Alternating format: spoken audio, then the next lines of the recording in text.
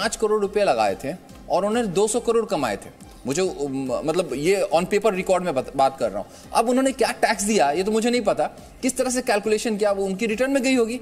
अगर ये पीछे की तरफ जाता है तो जिन्होंने बहुत अच्छे पैसे बनाए हैं उनके लिए बहुत बड़ी प्रॉब्लम है। ये हो सकता है कि उसके अमेंडमेंट कैसे होने हैं, ये इसकी एप्लीकेबिलिटी कब से एप्लीकेबल होगा, इसके इम्पैक्ट कैसे, तो ये मतलब आधे घंटे में और क्लियरिटी आ जाएगी कि टैक्सेशन पीछे से भी लेके जाके करेंगे या करंट करेंगे। अगर करंट करते हैं तो बहुत अच्छा है, क्योंकि पीछे बहुत बड़े बड़े नाम हैं जिन्होंने क्रिप्टो में बहुत अच्छे पैसे कमाए।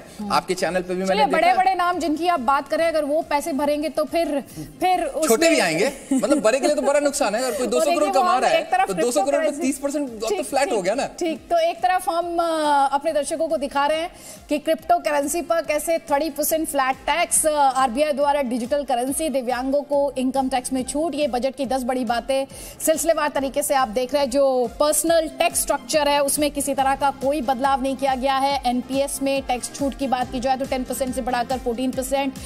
हिमांशु, आप मुझे कह रहे थे this is for central employees, right? NPS में खास तौर पे स्टेट के लिए भी कर दिया। ठीक है, स्टेट के लिए कर दिया। 2022-23 से चिप वाले पासपोर्ट, ई पासपोर्ट की बात वहां पर की जा रही है। 400 नई वंदे भारत ट्रेन चलेंगी, क्योंकि यहाँ पर डिस्कशन में ट्रांसपोर्ट को लेकर भी लगातार डिस्कशन हो रहा था, तो उस लिहाज से बड़ी खबर यह कि 400 नई ट्रेन की बात की जा रही है, वंदे भारत ट्रेन की बात की जा रही है। चमड़ा और कपड़ा जो है वो सस्ता होगा। सिलसिलेवार तरीके से हम आपको ये बता रहे हैं कि बजट की 10 बड़ी बातें क्या है, और 60 लाख नई नौकरियों की बात इस बजट स्पीच की बात की जाए तो उस लिहाज से की जा रही है। यहां पर सबसे पहले एक कमेंट मुकेश जी मैं आपका भी चाह रही थी। नीरज जी बहुत नाराज है, नीरज जी नाराज है, और हम बड़ी संख्या में ऐसे लोग होंगे, टैक्स पेयर्स होंगे जिन्हें लग रहा होगा कि हमारे बारे में कोई नहीं, हमारे बारे में कोई सोचता नहीं है। आपका कमेंट जल्दी से इस पर। जी, मेरा तो ये मानना है कि कुछ दिया नहीं गया तो कुछ लिया भी नहीं गया, सबसे बड़ी बात है। क्योंकि आप देखें जो एक सबसे बड़ी बात, जो लॉन्ग टर्म कैपिटल गेन पे जो सरचार्ज फ्लैट 15% कर दिया है, क्योंकि ये भी एक बहुत बड़ी राहत है। मैंने जैसे बताया था कि लोग म्यूचुअल फंड की जो इनकम थी वो उस पर लॉन्ग टर्म कैपिटल गेन पे टैक्स लगता था, तो हाँ दोबारा चेक करने की जरूरत है जी। टैक्स 15% नहीं किया सर, सरचार्ज ही बोल रहा हूँ सर, सरचार्ज। सर कोई वो बहुत बड़ी तोप नहीं चलाई। नहीं सर, अगर रिलीफ नहीं मिला सर, अगर हैवी इनकम में जाएंगे कंपोनेंट पे मतलब हार्डली 2-4% का टैक्स के कंपोनेंट पे इम्पैक्ट आएगा। तो अगर मेरा टैक्स 5,000 रुपए तो उस पे मतलब हार्डली 3-4%, किसी का 10%, जो बड़ा आदमी होगा जाता है। मुकेश जी, बजट में ना लिया नहीं जाता, दिया जाता है। आपने कहा कि लिया नहीं, लेने का ले तो सरकार रही है, टैक्स तो ले रही है। नहीं तो वो बात नहीं सर, वो बात नहीं है। रिलीफ की बात हम जब डिस्कशन कर रहे हैं ना सर, तो आपका व्यू है कि दिया नहीं गया, मेरा व्यू है कि लिया नहीं गया, क्योंकि जो महंगाई जो होता बजट सर देने के लिए होता है। नहीं ऐसा नहीं है सर, बजट में मिडिल क्लास इनको आप देंगे सर, दिया है ना सर, दिया भी है ना। जैसे कोऑपरेटिव सोसाइटीज पे इन्होंने टैक्स 18% से घटा के 15% कर दिया, और उसका सरचार्ज 12% से 7% कर दिया। तो अगर आप अगर ब्रॉड व्यू पे किया सर, कोऑपरेटिव सोसाइटीज जो है, cooperative society is for public sir, वो पब्लिक के लिए ही तो कोऑपरेटिव सोसाइटी, किसी की पर्सनल एसेट थोड़ी है, वो पब्लिक के लिए ही तो है सर। पब्लिक एट लार्ज है, पब्लिक के लिए है। लेकिन मेरे को बताइए कि इंडिविजुअल के उसमें पॉकेट में क्या जाएगा उससे? सर, इंडिविजुअल को आप डायरेक्टली दें या इनडायरेक्टली दें, कहीं ना कहीं तो मिला है ना सर उसे।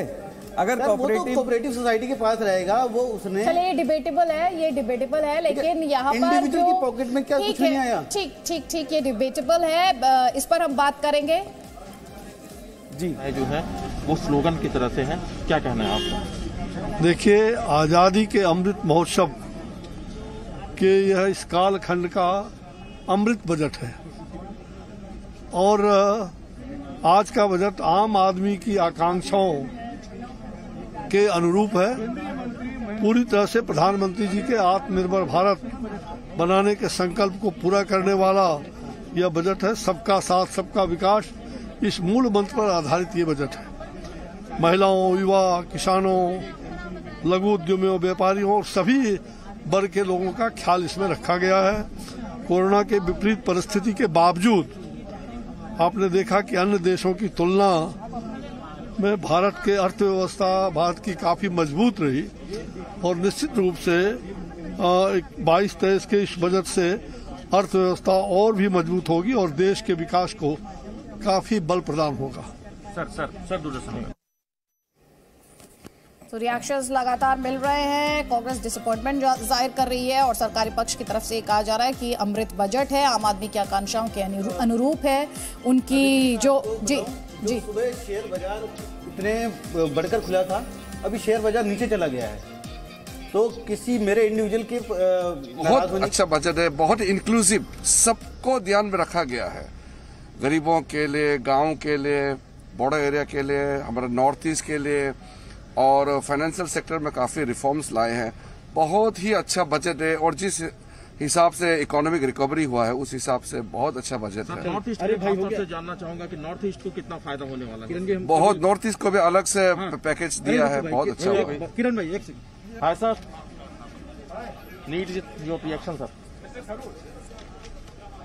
बताना sir, what's your comment on union budget? Extremely disappointing, a damp squib. There seems to be absolutely nothing in this budget. It's an astonishingly disappointing budget.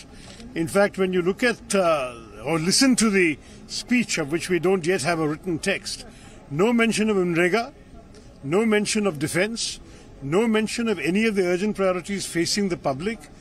We are facing terrible inflation and there is no tax relief for the middle class.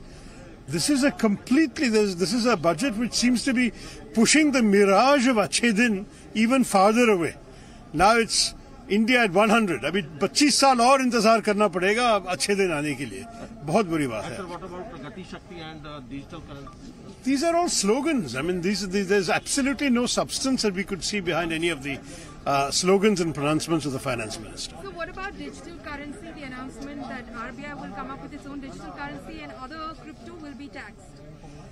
Well, I mean, it's very clear that as far as digital currency is concerned, the government was heading in that direction. And to the best of my knowledge, a reasonable proposition, I don't think we'll be criticizing that. But what we are more concerned about is the lack of substance for the common Indian citizen in this bill, in this budget. The speech has left us feeling completely underwhelmed. It's a damp squib. Thank you so much, sir.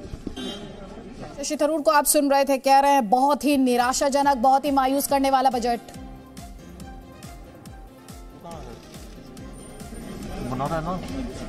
वित्त मंत्री निर्मला सीतारमण इस वक्त तस्वीरों में आपको दिखाई दे रही हैं, लेकिन कांग्रेस पार्टी के शशि थरूर को भी आपने सुना।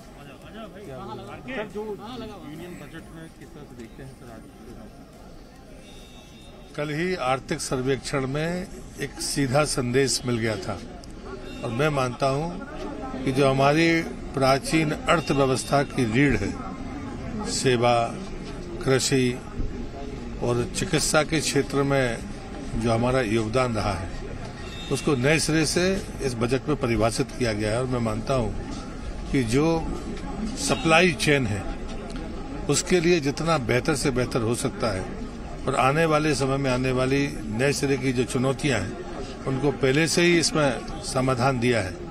और इसलिए 2021-22 और 22-23 दोनों बजट की जो निरंतरता है ये अभिनंदनीय है। सर, एमएसपी को लेकर के जो अनाउंसमेंट की गई हो उसके बारे में आपका क्या कहना है? मुझे लगता है कि हम किसी समस्या को टुकड़ों में नहीं देखते हैं, लगातार है। और इसलिए मैंने कहा कि कोई हिस्सा ऐसा बाकी नहीं है जिन क्षेत्रों में हमने आगे तक दूरगामी विचार नहीं किया। इसलिए मैंने कहा कि जो क्रमवार जो एक वित्तीय प्रबंधन होता है उस बात के लिए वित्त मंत्री का अभिनंदन।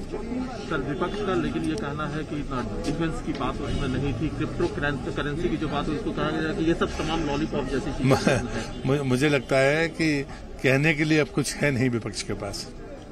सर, खेल कमेंट करते हैं पूर्व केंद्रीय मंत्री रविशंकर प्रसाद से। रवि जी, बजट ओवरऑल क्या देख रहे हैं, किस रूप में आप देख रहे हैं आम लोगों के लिए और कृषि क्षेत्र के लिए? बहुत ही प्रभावी बजट है ये, भारत के लिए बजट है। और 9% प्लस ग्रोथ रेट की जो अपेक्षा है रविंद्र जी, वो निश्चित रूप से पूरा होगा। प्रधानमंत्री ने जिस तरह से देश को आगे बढ़ाया है कि आज 1,40,000 करोड़ का जीएसटी आया है, तो ये भारत की आर्थिक व्यवस्था की आंतरिक मजबूती का संकेत है। इसमें कृषि का प्रावधान है और व्यवस्था की गई है, एमएसपी को